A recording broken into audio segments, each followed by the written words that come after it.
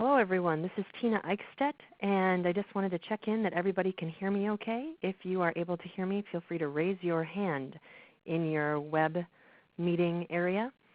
And for those of you that have not used ReadyTalk before, please feel free to make yourself familiar with the layout of the screen. We're going to jump in and get started. Depending on where you are in the world, I might be saying good morning or good afternoon or good evening to you. So I hope everyone is having a good day or has had a good day. And let's jump in and get started. We'll just start right in with the CEU information. I know a lot of people are very interested in that, so let me just give you my official ASHA announcement that I need to give you for this particular session. If you're listening to this live webinar event and wish to earn ASHA CEUs for this course, you must attend the entire 1-hour session. The handout and all forms you need to complete to obtain CE credit are posted on speechandlanguage.com. Mail the forms to the address posted on the speechandlanguage.com site, and you can search for webinar forms, if you will. And so we'll have information as well about when the form must be postmarked, but certainly if there's more than one person at your location, you can download the attendance sheet and have each person requesting CEUs sign the sheet and complete the ASHA participant form and the evaluation form. ASHA requires us to remind you that you cannot decide to earn ASHA CEUs for this course after this date. If you are online for less than 60 minutes or if you do not turn in the ASHA CEU participant form, you will not have the opportunity to earn ASHA CEUs for this course at some later date. And only those participants who follow the instructions and meet ASHA requirements for earning CEUs will have their course information submitted to the ASHA CE registry. No CEUs are offered for the recording of this session, available on the website after today. That is the ASHA information that we're required. I see here, and I apologize that the postmark date is after 1/22/16, so I'm going to get the correct date for you before we're done with this call. The deadline is February 24th. So we will actually require the postmarked to be by February 24th. So everybody mark that date down, and I will adjust that in the slide. I apologize for that. February 24th. I'll try to say that at least 10 more times this session.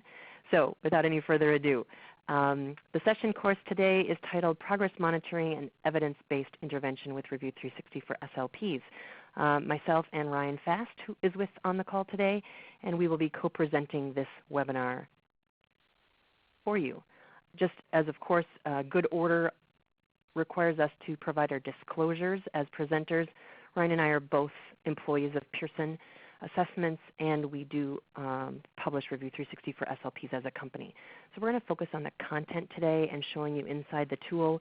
This is not meant to be a sales pitch per se, but I know there, as the last webinar in January that we did, there were a lot of questions about specifics of purchasing. You should refer yourself, if you will, to the FAQs on our website, and I can take you there at the end of the session if you have questions. But we really want to focus on the content and the tool itself as it relates to clinical practice today. But these are our disclosures, which is also in good order to share. And of course then, as ASHA requires, Pearson as the CE provider for this webinar also is required to give disclosures. We are the sponsor of this presentation. We do develop and distribute assessments and intervention tools for speech-language pathologists. We're only going to cover information that pertains to effective and appropriate use and interpretation of products developed or distributed by Pearson Clinical Assessment.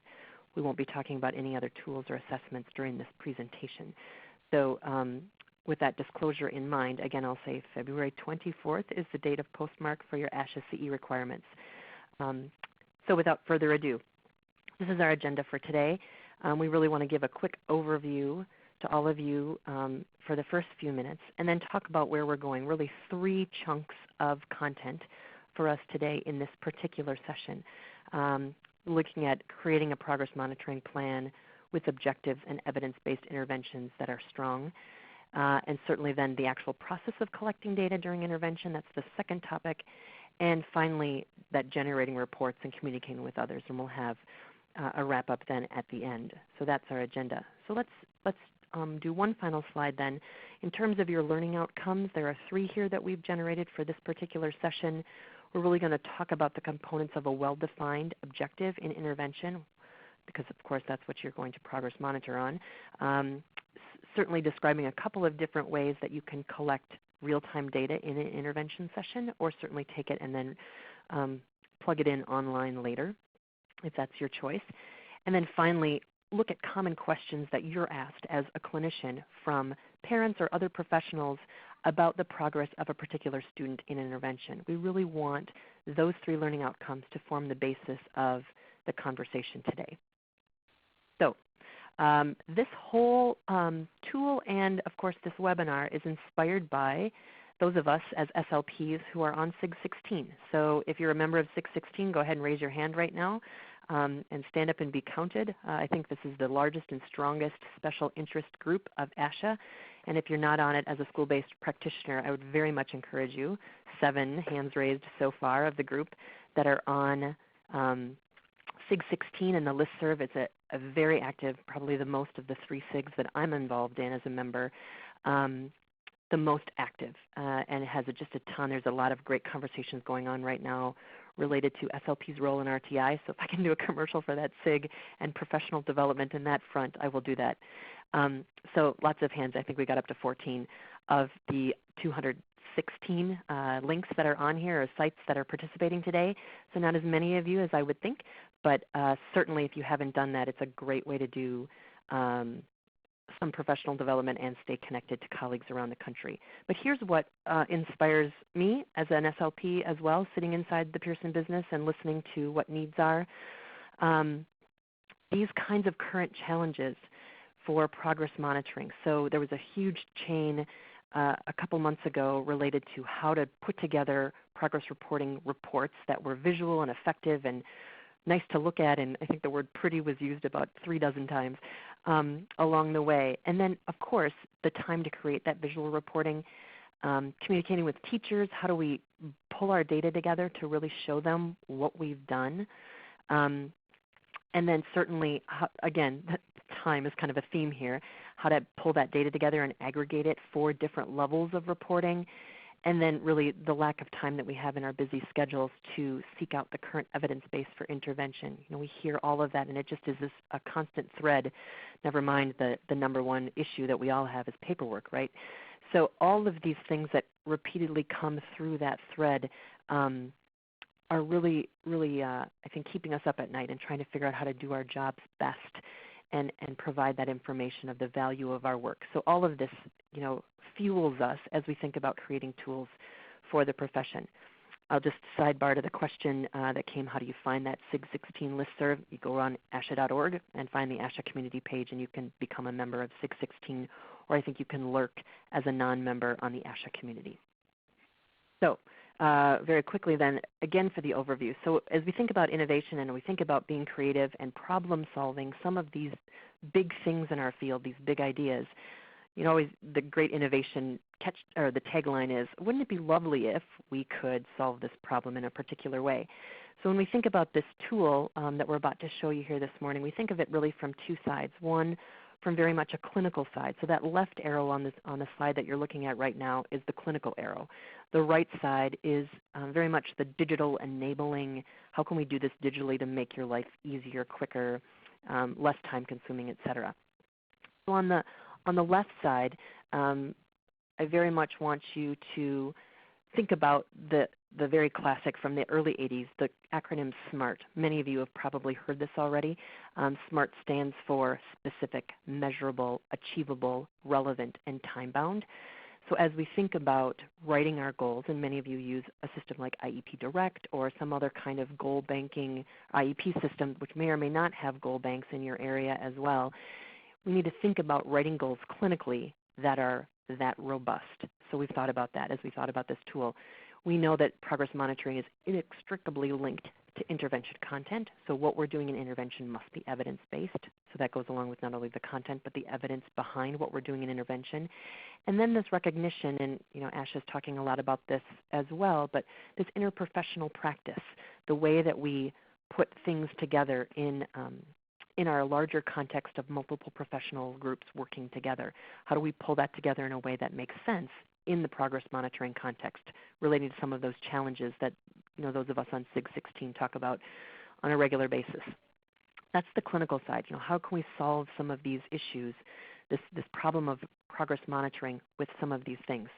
on the right-hand side, we know that technology can really support some of this problem solving that we do.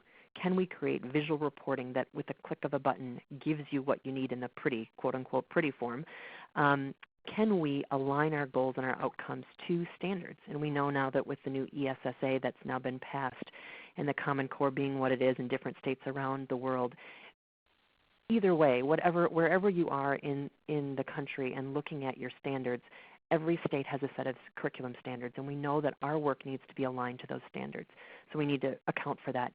The digital delivery allows us to get out of the paper world as best we can and harness that digital power to create a mechanism to make time go faster, if you will, so that we get more done in less time, and then allow for a way in this problem-solving world to streamline our communication. So with that overview and thinking about, wouldn't it be lovely if we could solve some of these pain points in our clinical days, this is where we come to this tool that we'd like to share with you today. So jumping in, here's the first of 3 sections we're going to talk about today. Let me pause too for a little housekeeping as well. I see that if you have your hand raised because you'd like to ask a question, you can always use the chat window on the ReadyTalk conference screen. There's a place to enter your chat question, and certainly we can answer that now if we have time in the midst of the conversation today, or from the first webinar that happened in January, we have a whole list of FAQs that we can show you on our website at the end of the time to answer your common questions about that.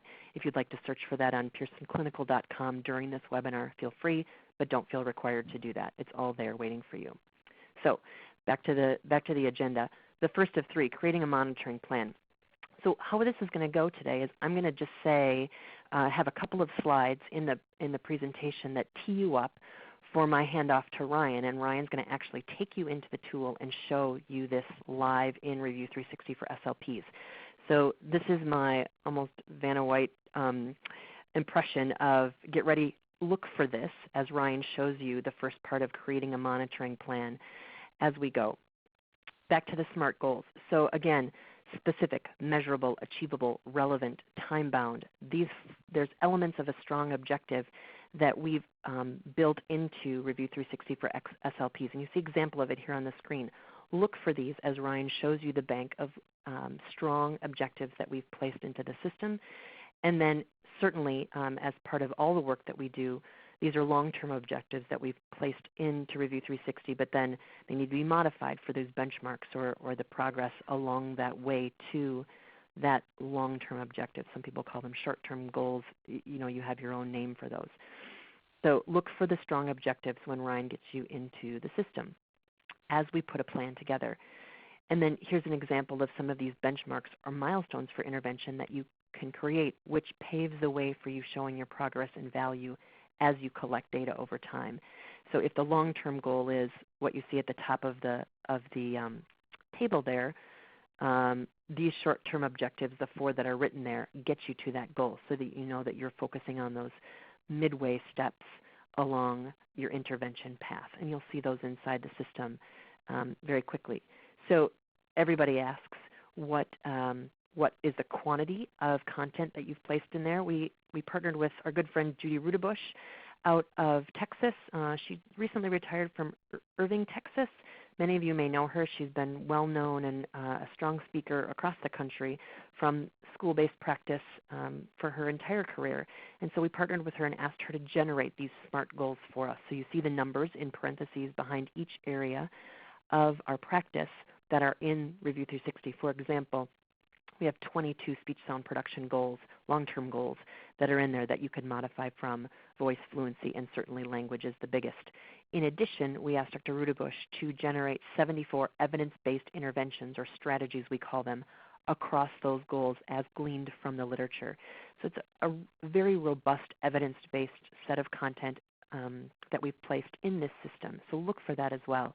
And then finally, really looking at, as Ryan shows you, the creating of that monitoring plan, and I alluded to this earlier, know that we have aligned all of the goals to academic standards. In this case, we've used the Common Core.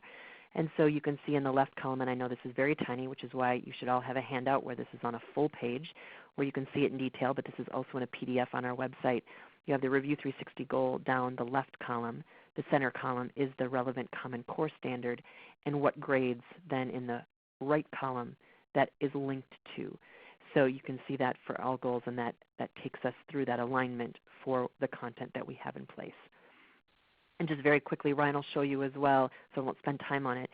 This is an example of a shortened version of what we have in the system for these evidence-based interventions. Again, I mentioned there were 70 some of those. We'll have a description for each intervention you should look for, and then an implementation plan. And I very much cut it down to just these sizes that we can show here in this slide, but they obviously go on to be a little bit more complete in the implementation plan. And then very strongly you'll see here the reference, Bernthal, Bankson, and Flipson in 2013 that provides that evidence for that intervention piece. So as we transition to the first section that Ryan will show you, I have a polling question for you. So if you're in a group in your site, you have to come to some consensus. If you're on your own, I'd like you to just hit one of these radio buttons and answer what your personal top challenge is in progress monitoring. Go ahead and you can go ahead and click one now, and then we'll watch the responses come in, and we'll get a nice pretty bar chart to show us what you're thinking. Last time, while you're filling this out, I'll just editorialize a bit. We had about 550 connections on the January webinar, and it was striking to see what the responses were for each of these questions. So I'll make sure to share these with you as well. These will turn into graphs here as we come and go. Just give it another second. We have about 228 links now, so we're almost to 200 in our responses.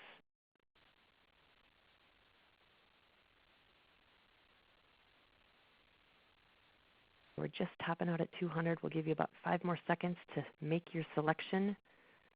If you're in a group site, this is quick consensus building, right? As we break 200, I will pass it over to Ryan.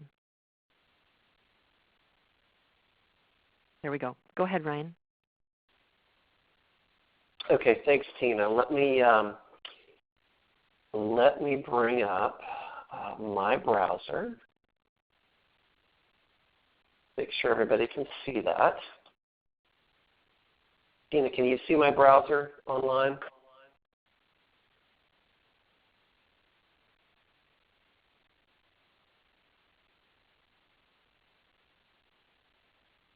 Tina, can you see my browser? We'll make sure that it's still black yet. It must be just coming in, so we'll just give it a second. Okay, no problem. Good morning, or good afternoon, good evening, wherever you are in the world. My name is Ryan Fass, and I'll be walking you through some of the things that Tina has just mentioned. In our first section, we'll start with creating a plan with interventions as soon as this pops up on the screen. Tina, let me know when you see that. I will. I don't see it just yet. Oh, here it comes. Okay. It went a little gray. But now... All right, let me go back. I want to make sure that we're actually sharing the right.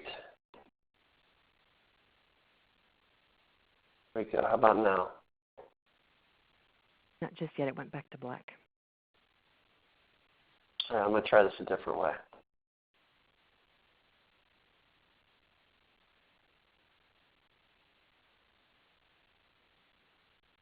How about now? There you go. We can see it. Okay. All right. Sorry for the delay there. So this is what we call a dashboard. The dashboard has different types of information on it.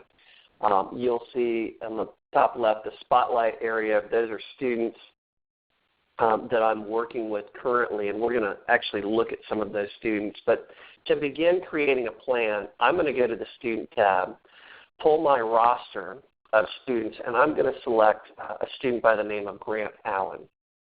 And over on the left-hand side, you'll see some demographic information. Ryan, hey, Ryan, can I just interrupt you for a second? Can you make your screen bigger like you did last time as well? That was really helpful. Absolutely. Great, thank you. How's that? Is that okay? All right.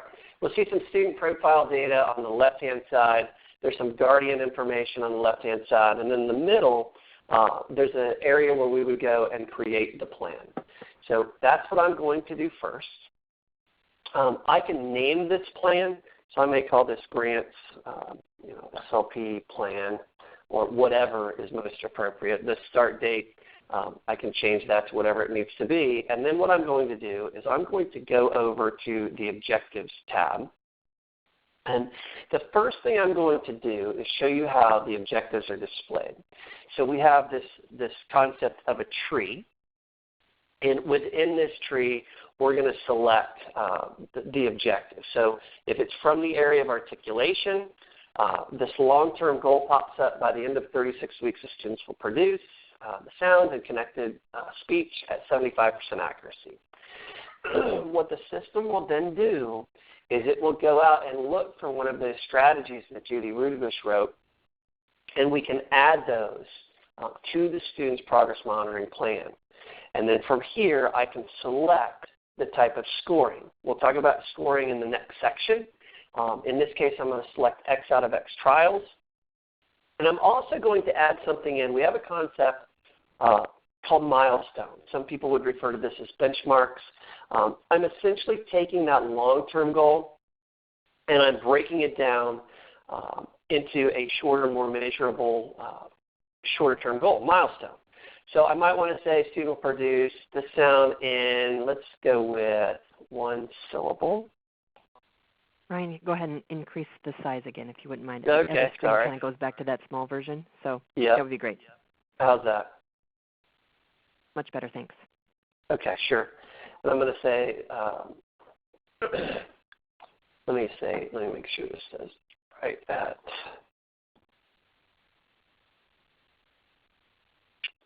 make sure it's logical, at 60% accuracy. So then I will change my goal over here to 60% to reflect that.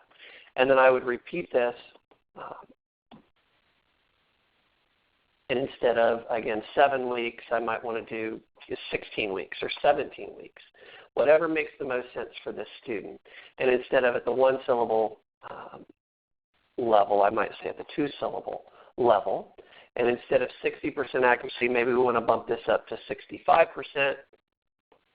And I will change that to reflect that. So you get the idea that, again, we can just keep building these milestones in here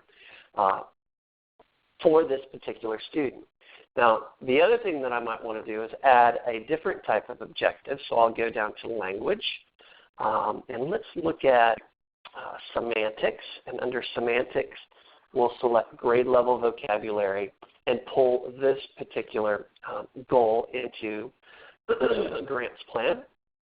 And then we're going to add the strategy or the interventions, grade level vocabulary, listening, speaking, writing, or reading, writing. And we'll come in and take a look at that in just a second. I'll leave that at trials as opposed to X out of X. And then we'll pick one more. So let's pick language, phonology, phonological awareness, and add this one in. And then I'll add metalinguistics, paraphrasing, summarizing, and phonological awareness practical tips. I click OK. When I save this, I've just built a plan that now has my goals and objectives in it and the interventions that I want to use. Now, to look at the strategies or interventions, I come over here, make that bigger. Here they are. I can look at any of these individual, or I could generate a strategies tip sheet. So it's a description of the intervention, the implementation steps, and a reference to the research literature for all of these interventions in a student's plan.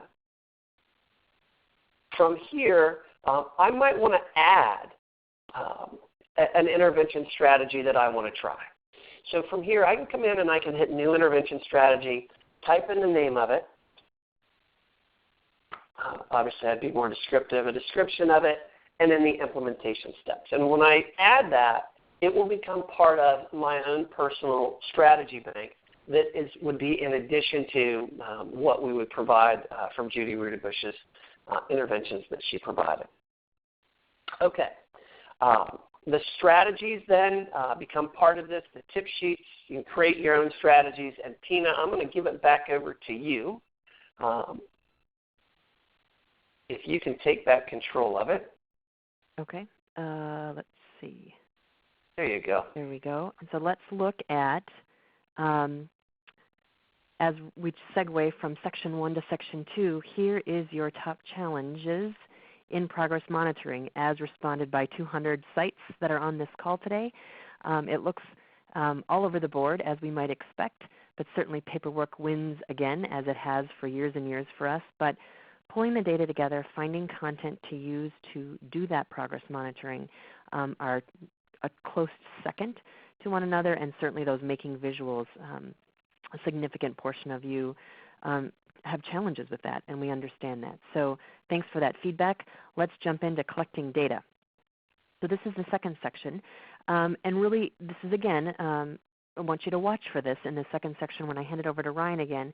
Now we're going to talk about the methods of data collection. Really there are two methods.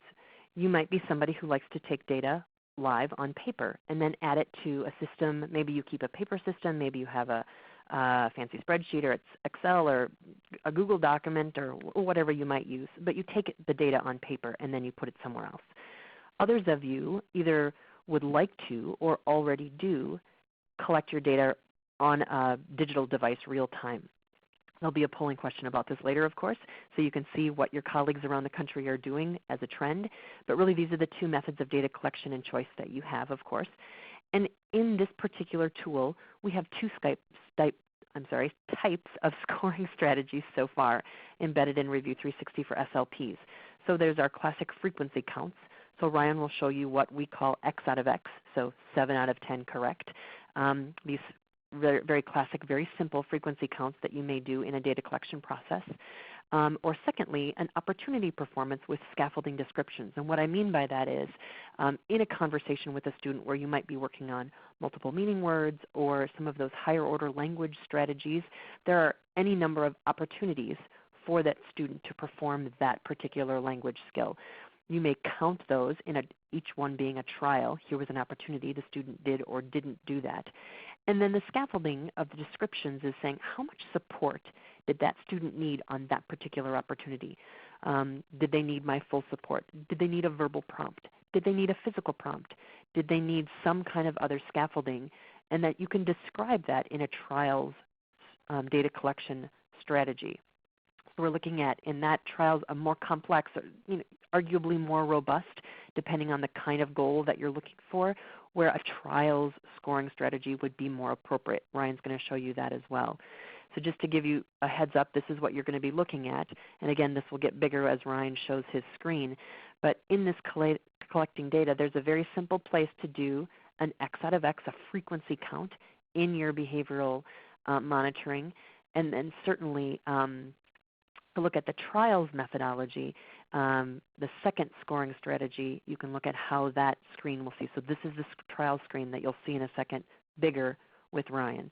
So a couple of different things we're going to show you now in the actual collecting data, but let's take a pause for a polling question again. What is your most common method on paper or on your device, or on whatever your favorite device is, of data collection today? Go ahead and click that radio button that applies to you. While you're doing that, I will just questions.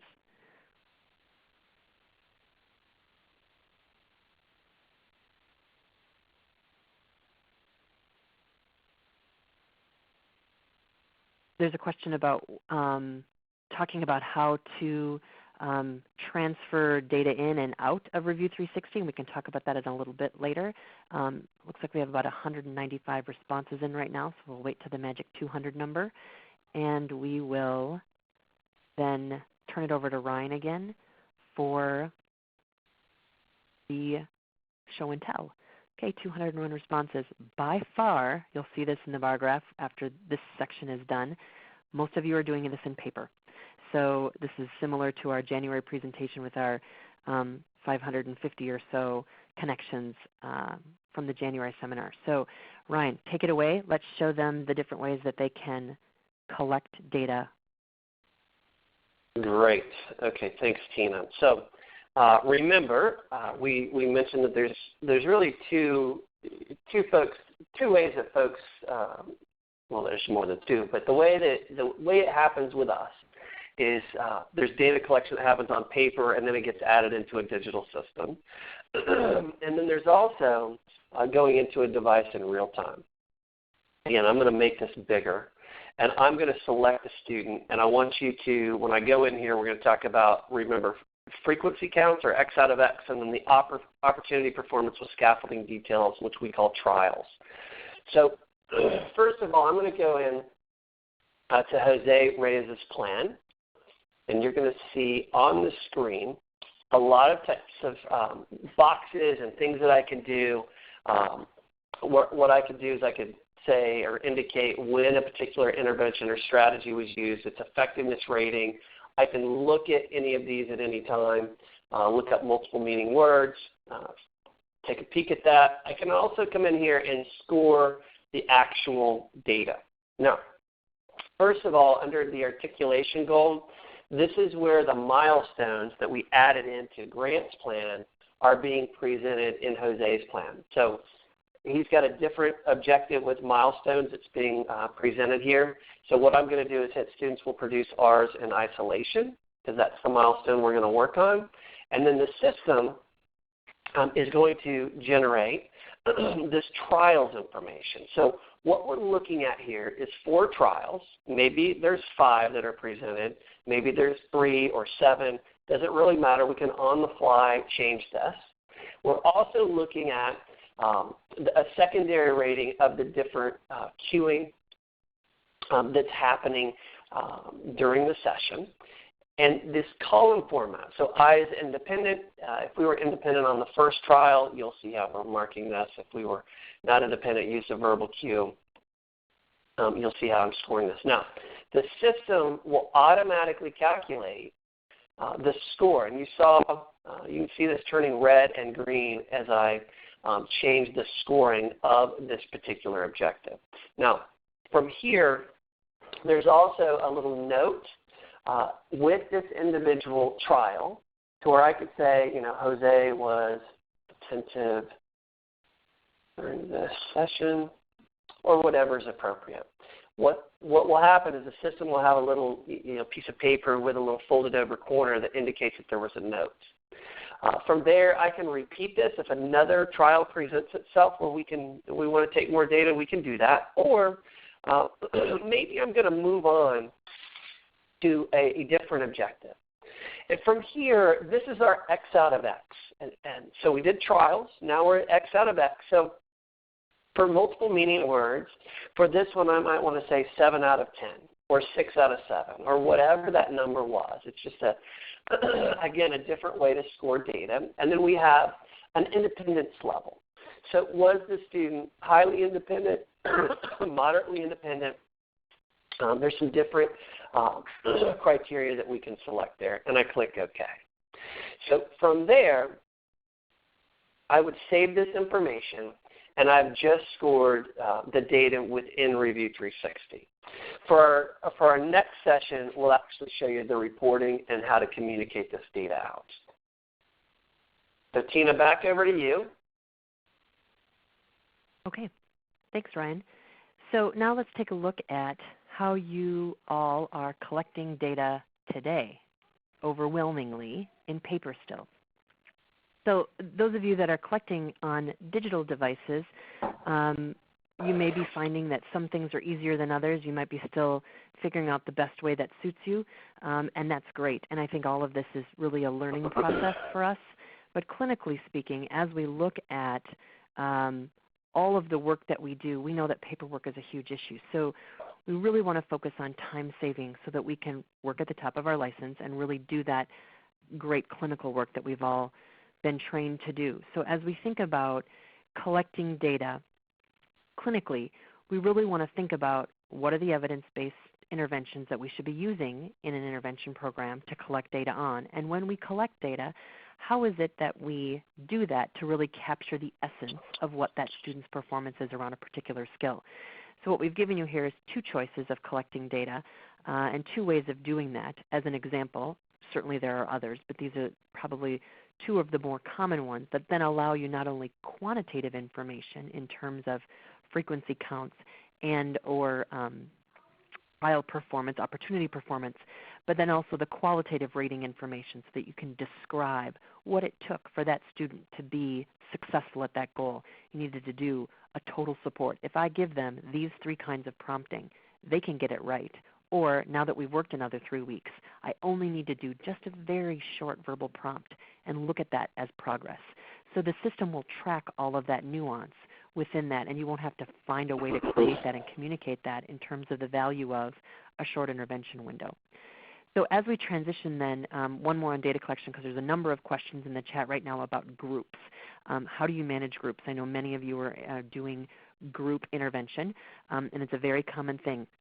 We have an FAQ that we've generated on this now that's out on our website and the product page, which I'll show you at the end. But very briefly, you have a couple of choices. Certainly, some clinicians have shared with us out in the field that they prefer to segment in time their group session. So the first X number of minutes, they focus on collecting data on one student in the group.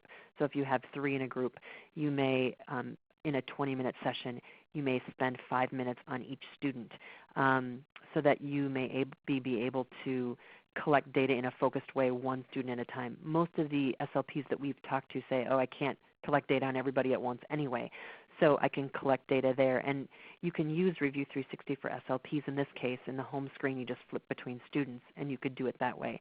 The other way, if you're in paper, which most of you are, you could take it individually and then just add it into the system digitally later. But if you're doing real-time digital data collection, there are a couple of choices that you have to do that online.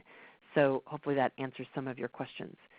Let's go to the third section then, which is really looking at this pain point around making reports that communicate visually your progress or lack of progress in intervention with a particular student.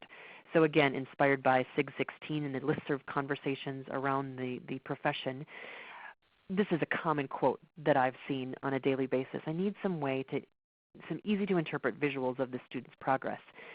I was meeting with a school district in December, and they talked a lot about multiple levels of data collection. You know, I take my daily notes, and those are kind of just mine as one example, and I was sort of taken and really thinking about this amount of time that all of you spend on data collection real time.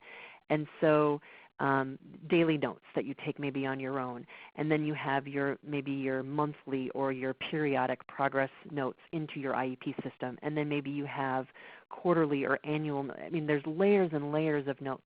The idea with this particular strategy for progress monitoring is that you take notes every session, you take data every session, you put it in, and then you let the reporting aggregate it for you, so that you're only taking really one level of data collection at the session level, but then you allow that aggregation to be done automatically. And that's the idea around generating reports and communicating with others. So some easy to interpret visuals, certainly of the progress that saves time. So what Ryan's going to show you here in a minute are 3 different kinds of reports, or a couple different kinds of reports. So there's clearly summary data that you can get in a summary report, and Ryan will show you that, and I'll show you some examples. A student plan portfolio, which really looks at all of the goals versus one particular goal. You can drill in and look at the goal level. You can look at it across the portfolio of the student overall plan and all their goals. And then there's this really powerful report that he's going to show you called improvement analysis, where you can look at trend lines and you can look at bar graphs or line graphs on any number of features of the performance of your student across time, in one session, what have you. So let me just give you a couple visuals. Look for this. Ryan's going to show you a little bit of a bar chart for one objective, and you see that example here on the screen. There are goal lines that you can set, trend lines that you can show, so you see, even though you have up and down performance perhaps on each of these bars, which are different session dates, Ryan could show you how you show that trend across those sessions. And then certainly here's a line chart of the same objective. So depending on how you want the visual to look, Ryan will show you how easy it is to flip between those views that will communicate in the best way that you'd like. So stay tuned for that. And while we transition to that again, one more polling question. How much time on average, we're curious, do you spend in preparation for an upcoming IEP meeting for one student? And you see the choices there in your radio buttons. Go ahead and let us know. And then I can tell you what happened in January with our 500 and some SLPs that were on in January with this same webinar and see if you're the same as they were in their responses.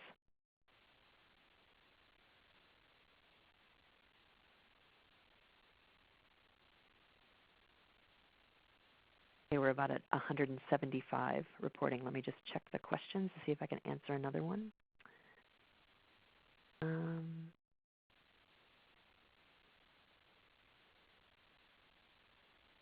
So people are talking about other apps and computer systems that have data collection and progress monitoring.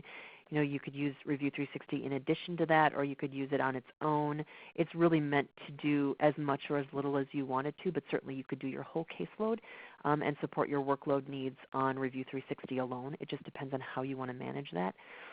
So it looks like we have 203 responses going on. So looking at over, let's see, 500 and 700, over 700, almost 750 SLPs across the country. Overwhelmingly, each one of you spends more than 20 minutes in prep for every IEP session for every student. That's a lot of time. And so let me turn it over to Ryan and have him show you the power of reporting and what digital systems like Review360 can do for you. Ryan? You bet. All right, thanks, Tina. Make this bigger again so we can see it. And this time I'm going to select a different student. We're going to select Lucas and take a look at Lucas's information. And the first thing you'll notice that I'll point out is Lucas actually has 70 different sessions of data up here. So there's quite a bit of data. And if I go to the summary report, this is where I would pull up a report that's going to pull either all of that data, or I can expand or restrict the date ranges that I want to see this type of information for. So maybe it's the previous 6 weeks or 9 weeks or semester. I can do that. Maybe it's the annual, kind of IEP dates from one year to the next. But you see the strategy information. You see the objective information. You'll see under multiple meaning words, by the end of 36 weeks, there's the goal or the objective every year. We have 68 sessions. The goal is 70%. And overall, Lucas is meeting his goals 55.9% of the time, or an average of 3.3 out of 5.9 on our scoring. We also have that, that secondary rating of when the secondary ratings are taken. You'll notice as I scroll down here, there's an objective rating key that describes that. So that's the independence rating, and then the cues and prompts from our trial data. Now, the other thing that we can do here very easily is once we have that information in this summary report based upon the date ranges, is we can communicate this out with different and various stakeholders that have either a guardianship for Lucas, or maybe it's another service provider that signed up to receive it. But what I can do is click Email Guardian. I can send it to all three. But I can also include a note in the email body, and I might say, this is summary data from August 1, 2014 to today. And all I have to do to send this home is click that button, and 3 people have just received this report via email. So it's very quick, very simple to communicate the results home. We can do that on a daily basis or after every session. You can very quickly just click Email Guardian. In this case, we were summarizing the data, and that's a really slick and easy way to do that. We also can chart. So I mentioned the charting of this data. If I come up to the Charts tab, I'll make this a little bit bigger here. And I'm going to go back in time to the start date. Let's see. Go back to August of 2014. Click Update. I'm going to shrink this just a little bit for us. This is overall how the student's doing. I'm going to select the specific objective that we might want to take a look at. Let's look at multiple meaning words. So here, this is what Tina was referring to earlier, where we can shoot the goal line across there. We can also shoot a trend line. So clearly we are trending up over time. And then to turn that into a line chart, I select the drop down, and this turns it into a line chart. Keep the goal in there. We can remove the goal or the trend line depending on how we wanted to take a look at the data.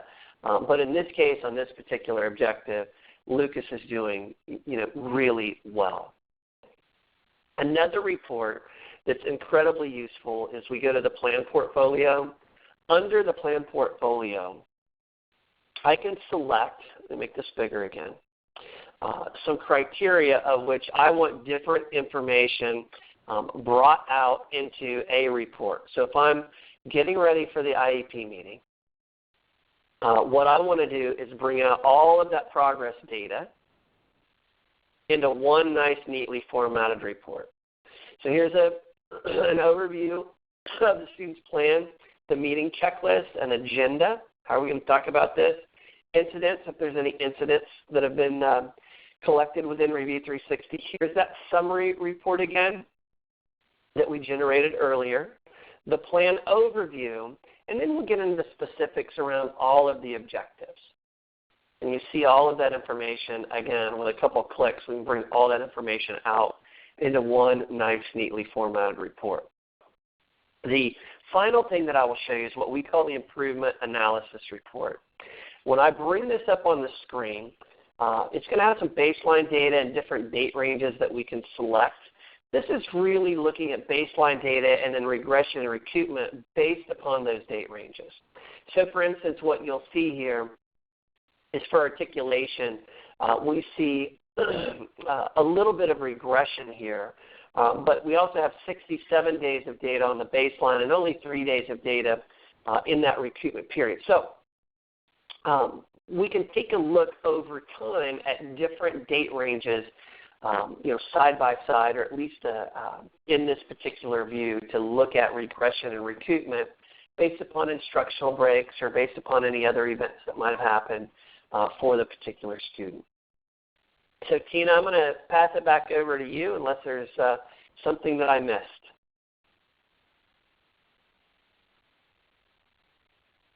Okay, great. Thanks, Ryan. Let's take a look then at your survey data from last time, from the last question. Your polling question, as I mentioned earlier, this group of 207 responses plus the 525 or so from January's session is overwhelmingly more than 20 minutes for each student. So obviously this is where the paperwork issues come in and the pain points that we see every day on SIG-16. And so certainly in my head, clinically, I want to say to myself, there's got to be a better way. So I know that you're spending a ton of time on that, and I'm sure it's valuable time, and you could probably take some of that time back if you could automate some of that work. So let's wrap things up, and then I want to share with you a couple of the answers to questions that people have had on the chat screen. So really, going back to the pain points from the SIG-16 conversations that were in one of our earliest slides, we're looking at time savings. We're looking at freeing you up to do more of the critical time that is working at the top of your license. Storing that progress data digitally so that it would be online all the time, and this is an online system. That's one of the questions that has been asked as well. That visual and robust reporting and all the flexibility that you have with one level of data collection. You're recording at the session level, and then you're letting the reporting do the power for you. There's got to be a way to do that digitally. We've attempted to try to do that here on your behalf. Everybody wants to use evidence-based interventions, but the time to find those is very, very difficult. I don't know if any of you are familiar with our EBP Briefs journal. That is our free online e-journal that is on our speechandlanguage.com site. Those evidence-based interventions and that search for those takes some time, and not everybody has all the time they wish to do that. And so trying to add some of those into the progress monitoring conversation seems to be helpful. And then very much a SMART goal bank. So using that acronym SMART, again from the 80s, from Harvard Business Review articles about how we write goals for ourselves and for others, really looking at all of those parts of a very strong goal is part of our wish list for this problem to solve. And then at the bottom line, and this is all over the ASHA communication as well if you pay attention or are in touch with that, really continuing to show SLPs as the valuable members of the team, and how do we communicate the value of our work, showing how we make progress with our students. And so really, as we wrap all of those themes up in our clinical practice together, let me just ask one final polling question. Which of these outcomes is most important to you as a professional, as a clinician doing that kind of work? Go ahead and select the best response. I know some of these will be important to a lot of you, and maybe all of them are important to you. But if you had to choose one, please select which of these outcomes: time savings, storing progress data digitally, reporting in visual and robust ways, evidence-based interventions, accessing a smart goal bank, and communicating your value. These are big things for us clinically and professionally, and we need to sort of address them all. And I know we have about 8 candles burning at once in our worlds. And so as we think about that clinical practice, what are ways that we can save ourselves time and yet do a more robust job on behalf of our students and their families? Almost at that sweet 200 responses spot, so we'll give it a couple of minutes yet. And a really interesting sort of across the board response. So certainly the evidence-based interventions are important to this particular group of a couple hundred professionals today, as well as time savings. We know that time is a huge issue for all of us, so I appreciate that. I don't have the previous sessions data handy, but I believe that interventions and time savings were also in the top couple of responses as well. So it's nice to see that at least across the country we're kind of all of the same mind, which is nice to see. There's power in that, I think. So thank you for your responses. Let's go ahead and take the last few minutes to wrap up and answer some additional questions. I just want to thank you all for your time today. We'll finish up in a couple of ways. I want to take you out to pearsonclinical.com and show you the FAQs that many of you have asked about. So I'm going to go ahead and share. I think I can share my Google Chrome. And now all of you should be seeing my desktop. I think I did that right. Ryan, why don't you go ahead and confirm that you can see my desktop? Yes, I can see it. Okay, great. So let me go back to our homepage. So let me just tell you how to find the FAQs. This is pearsonclinical.com. And very quickly, all you'll do is type in review, if I can spell it right today, 360 for speech-language pathologists. And then here, we'll skip the product stuff. We can go right to FAQs. There's a tab here that you'll see in the middle of your screen called FAQs. And many of you asked questions that are all in this space. In particular, there was one question in the chat that I'll highlight here right now in terms of direct connection to other digital systems. I'm happy to say or to let everybody know that this summer we're releasing a new version of Review360 that will allow for a one-time upload of all your students by Excel spreadsheets. So you see this in the bottom line of this FAQ. So in terms of entering students one by one, if people are nervous about that, there'll be a way for you to do that this summer that will allow that import of all your students by Excel into Review360 at once. And so that's just an answer to that particular question. And so let me go ahead and then also give you my email and Ryan's email, and you should have this in your handout as well. So certainly feel free to email either of us with questions. Our inboxes are always open, as they say. And then certainly we'll add any more questions that we didn't get to on the chat today into this FAQ page on our website that you can ask as well. So either email us directly or go ahead and check the FAQs page out. And then by requirement, I need to finish up with, and again, this is the wrong date, I apologize, February 24th, 2016 is the postmark date for your ASHA CE information.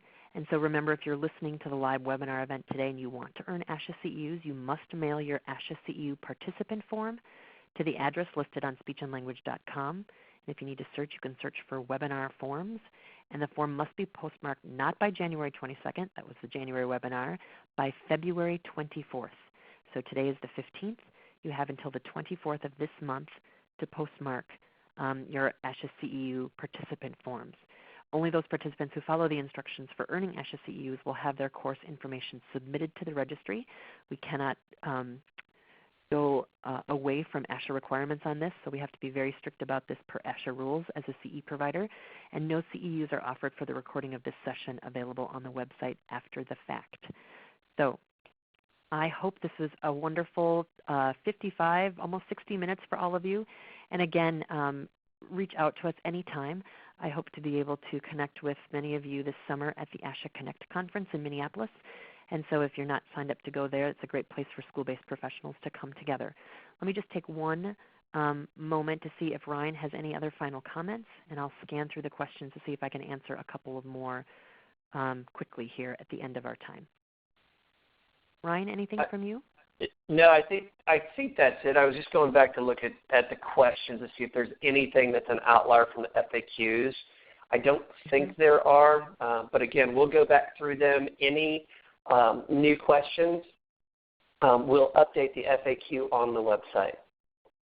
Exactly. And there's one here that I will address as well. So the question relates to monitoring the effectiveness of you as a therapist, as a professional in completing each of the suggested approaches in the treatment and the goals, and in terms of providing that evidence in an annual review process, for example. And certainly, if you use Review360 clinically in terms of progress monitoring and intervention, and then also want to pull that together in your portfolio of professional work, if you will, for an annual review, if you're in that kind of a situation, you could certainly do that to show the effectiveness of not only the evidence base of interventions that you're using, but also your progress as a professional who does robust progress monitoring. So that was a question, and certainly you can use it that way. Scanning through here in the 3 minutes we have left. Anything we haven't answered? I did mention, in case you didn't see the chat, that this program is an online system, and it can run on the iPad or a desktop or a laptop or your other kind of tablet. It is a web-based system, so we don't really care what device you're on. You pick your favorite, and those will be supported. Not seeing anything else new. Pricing information is on our website. I'd rather not go there today. There are prices on our website, but this isn't a sales presentation, so I want to leave that to our website and keep the clinical focus there. Otherwise, yes, we address pragmatic goals in the 40 language goals that are on the system. So those of you that asked about pragmatic skills in the language goals, the answer is yes, they are there. So I think that should wrap us up. Again, thank you for all your time and attention today. Thank you for your polling responses. It's great data for you to see as well as for us to understand where your practice patterns are moving.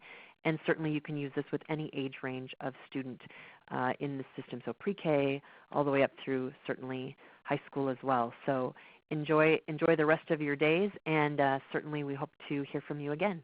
Thanks, everyone.